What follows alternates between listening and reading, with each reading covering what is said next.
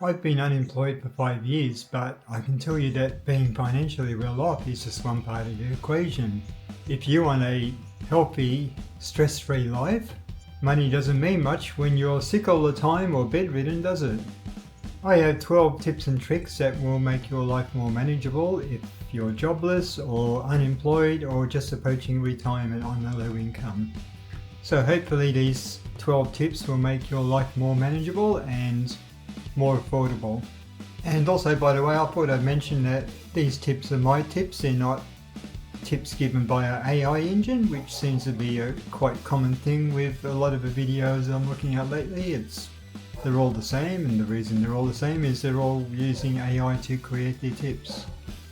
So these are all things that I've done myself and are working on in the 5 years that I've been unemployed in order to make ends meet. So number one tip is stop caring what people think.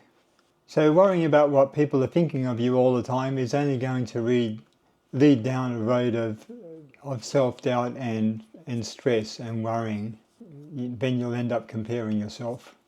That's something you don't want to do when you're on a limited budget. So case in point, like for example, I sometimes wear weird things, like if I walk the dog at night time, I'll just take him for a walk in my pajamas. I couldn't care less what people think. I mean, if they think I'm weird or something, that's their issue, not mine. So yeah, just stop. If you do something that's embarrassing or say something embarrassing, don't let that hold you back from saying it. Just say it. And if people take exception to that, then they have an issue, not you. So yeah, just chill and stop worrying about what people think, and you'll notice after time you'll have a lot less stress. So I learnt this. I didn't learn this until I was over 40. So I usually get stressed out what the neighbours were doing all the time and who was doing what, and I had to keep up. And so I just sort of dropped all that when I was 40, and I found my life was much easier and much more stress-free. Which leads to point two, stop competing and stop comparing. So stop trying to compete with your friends and family, stop trying to compare yourself to your neighbours. If your neighbour has a big TV, it doesn't mean you have to run out to the shop and buy a bigger one, just for showing off. So be happy with yourself and your family and what you have, and don't concern yourself with what other people have. You're just going to make yourself miserable, and you're just going to end up in a never-ending cycle trying to keep up. And that's part of the idea of consumerism. They want you to keep up all the time, so you keep spending and being poor. Point number three is just buy stuff that you really need. Don't buy silly expensive toys like toy cars or things that people buy when they're older because they've got nothing else to do. So just buy things that you really need. So I was guilty of this when I was young. I used to impulse buy a lot of things, so I've learned to control myself now, and I just don't do it at all. Plus I can't afford to do it anymore. You'll end up saving a lot of money by being strict within yourself and only just buying what you actually really need. So another one is if you're at home most of the time, maybe have a think about whether you actually need house contents insurance. A lot of robberies take place usually when people aren't home, so if you're home all the time, and especially if you have a dog like me, I don't think anyone's going to try and break into this place anytime soon, so I haven't paid for house insurance for years. I don't think I need to. I mean, the few things that I do have that are valuable are hard to carry, so at most people will be able to only steal one thing anyway. So is it worth paying all those premiums for years and years? So I've saved myself thousands of dollars a year in premiums. So if something does get stolen, I could buy it for less than the premiums anyway.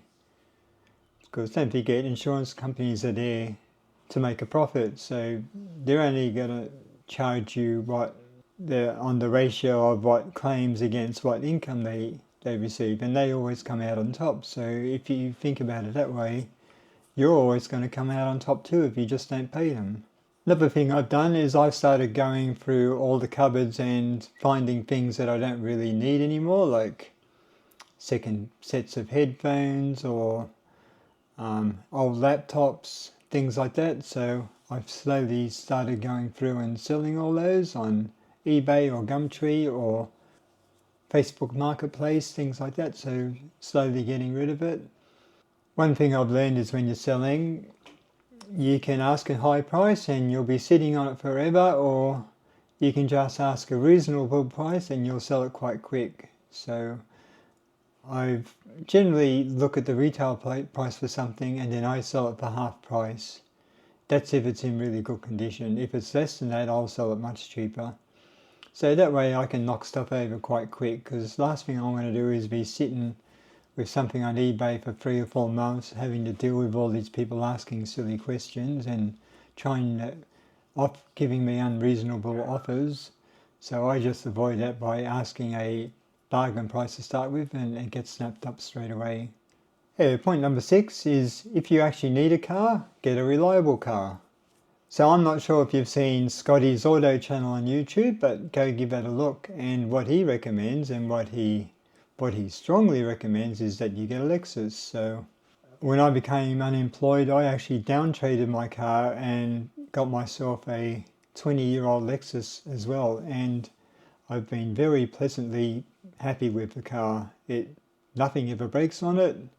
The service on it is actually much cheaper than the average car I had before that. So it's about $430 a year, one service. Yeah, it just goes and goes and goes. I've never had to regas the air conditioning. I've never had to change the brakes. Nothing ever goes wrong. All the switches and buttons work, which is fantastic for a car of that age. So if you're going to keep a car, try and get something that isn't going to be a money pit. And I'm basically looking at the European cars. So those cars, I mean, a lot of the European cars now are not even made in Europe.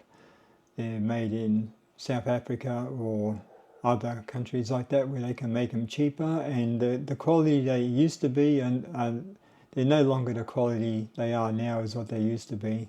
So point number 7 is try and avoid buying takeaway. Buy your own food and cook your own food. So you can save hundreds of dollars a week just by doing that, and believe it or not, you'll actually make yourself a whole lot healthier as well, because you have no idea what sort of ingredients these fast food places are putting into your food. So I know over here seniors get discounts for lots of things, so for electricity bill and some insurances, some types of places that sell coffee. Lots and lots of places have discounts for seniors. So over here, when you're 60, the government will send you a seniors card, whether you're working or not. So I'm entitled to all those discounts. So be sure to find out, get discounts on car registration as well. So it makes it a lot more affordable. So find out what sort of discounts you get and make sure you apply for them. So they're not going to be given to you. You actually have to ask for them. You have to ring up and ask. And in some cases they might require proof, but it's well worth it, because once you do it, then I spent a week or so doing that at the beginning, and I haven't had to do anything since. So when people are unemployed or just freshly retired, they probably lose a sense of purpose because they don't know what to do with themselves. So here I would advocate doing some sort of taking up a hobby, joining some sort of a social common interest type of group, such as say hiking or something like that. Just an example. Or start doing some studying. I know I go to Udemy quite often, and I'll look at things that I'm interested in studying, and they actually have a lot of free courses on there as well. Another hobby you could do is just start your own business. Start something part-time or something that takes a few hours a week, just to give yourself a bit of pocket money. Anything that keeps your mind busy. So if you've got a busy mind, you're generally more happier, less stress, and you'll end up being healthier. So a big thing that I went through when I was about 55, I've started getting a lot of chest pains when I was that age, and I had a quite a big stomach as well then. And I started getting scared that a lot of people my age were starting to get heart attacks and strokes and diabetes and all those type of conditions. So I radically changed my diet at that age, and I've changed it a few times in order to make myself healthier. So the main advice I can give here is don't buy processed takeaway food. So I'm not going to tell you what you should eat and what you shouldn't eat. It's highly controversial at the moment. Suffice to say, I did try the vegan diet for 18 months, and if you want to lose weight, that's a good diet. If you want to be malnourished, it's also a good diet. So that's about all I'm going to say on that. Especially when you're older, your requirements for protein increase. So if anything, I would go the other way. So apart from diet, exercise is also important. Between the two, diet and exercise, diet is by far the biggest influence in affecting your weight. So if you're interested in losing weight, address your diet, don't bother with exercise because it barely makes a difference. So that being said, once you do address any weight concerns, then exercise is important. I mean, you do need to get your heart going and get your muscles going because, it improves your skeletal system, it improves your ability to walk and stand for long periods of time, and it just generally makes you feel better.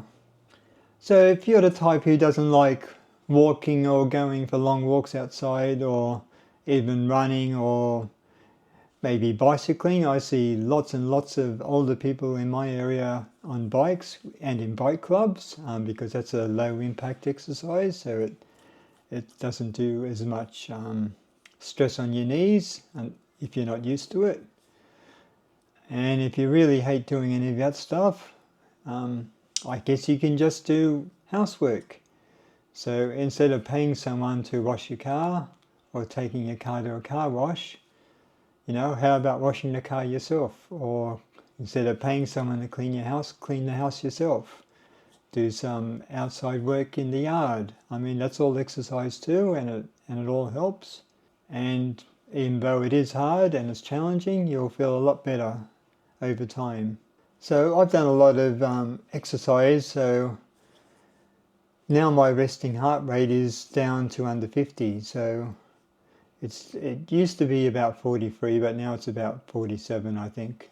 Since I don't run as much anymore, I mostly do hiking with the dog.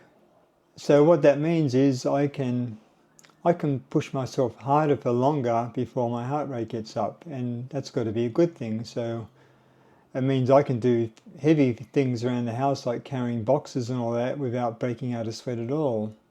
So that's the sort of thing you need to aim for, A healthy life is going to decrease your stress, and it's also going to make you live for longer. And isn't that what we all want? Also, another point is associate with the wrong people.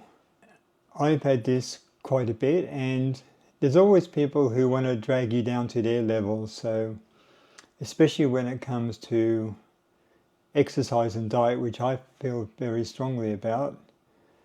And a lot of people will say, you shouldn't exercise, you're old, you need to rest all the time, you need to sit in a chair all day, you don't want to make yourself sore. And those sort of people try to drag you down to their level, and you end up becoming as unhealthy as they are. So try and avoid those situations, or try not to socialise with those type of people. So it really is a mindset. I mean, a lot of these things does take a bit of mental effort, but trust me, once you make the effort and you get used to it, it's actually very easy and it's quite routine. So my last thing is my bonus tip as an emergency measure.